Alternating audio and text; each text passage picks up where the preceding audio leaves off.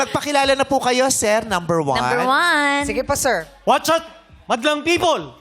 Ako po si Ginoong Amor Nasol. Ako po ay 65 years old na. Ako po ay isang retiradong Police Lieutenant Colonel. Police. Sige. Sinasabi mo, Mike? Ano sinasabi mo? Pasensya na po. Ano sinasabi mo? Nagjo-joke lang. Kalookan! Mahal po namin kayo. Mama Mary loves you. Galing! you, Sir Amor. Galing, police! Kalookan! And a Saludo good kami. Christian understands and forgives. Pero dapat inaalam talaga kung anong trabaho. Hindi Oo nga. Gino-joke agad. Correct. Dapat Kahit talaga- retired na yan, may mga kakilala pa yan. Yes, may mga Oo. junior rin. May mga pwedeng utusan yan. Diyos ko. Ayun na naman, si bakla panganib. Panganib. Okay. O, diba? Oo. Ang Diyos daming ko. gold ni Sir Amor. Retiradong militar ba? Police. Police. Police. General.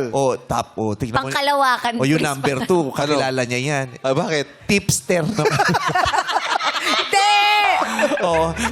Isang pulis tapos isang makapili. Ganyan. So, patagal na po kayong retirado. Ilang taon na po, Sir Amor?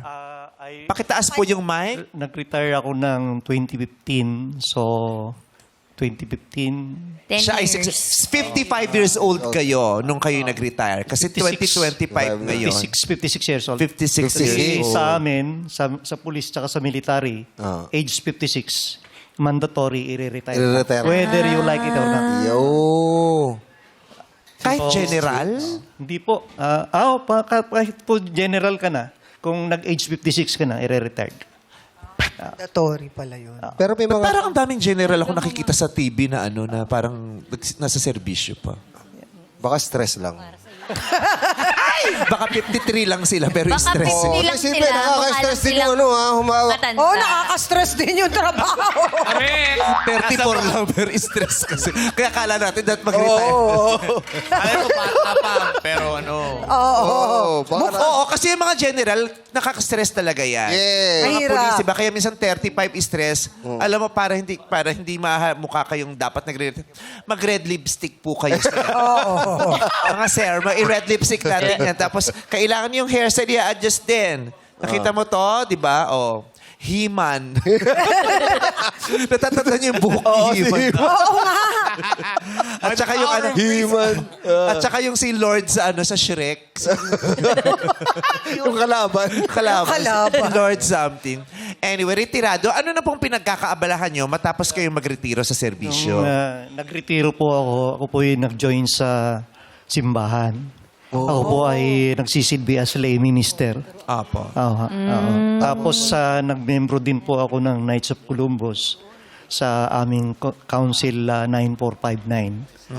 At ang under ng assembleya namin ng 2763.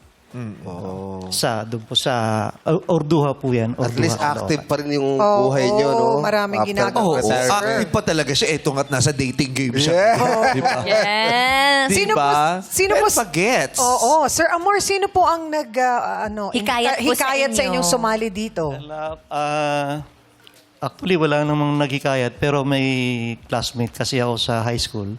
Sabi niya sa akin, balo ka. Sali ka. Di sige ka. Sali. Madali lang sila mag-uusap. Ano? Balo ka. Sali Sali ka. ka. O sige. O sige. Sali. Sali ako. Mga robot ho ba kayo dyan? Mabilis ka Baka naman baka sa message lang kasi. Oo, maximum of 2 Balo words ka. lang, di ba? Balo Balo ka. ka. Sali Sali ka. ka. O sige. Sali. Ganun na sila. Di ba kahit mahaba nga yung message mo, sa tatay ko ganun eh. Yes. Dami ko sinabi, dami ko pinaliwanag. Ang Ano sagot sabi? lang, K, nak, love you. Wow. Tsaka kami nagturo pa. Ganun ka na, di ba? Ay, ganun ba Ganun ako? ka na kay Seiya, di ba? Kay Nak. K, nak. Pagod Anak naman. later. Pagod na mag-text.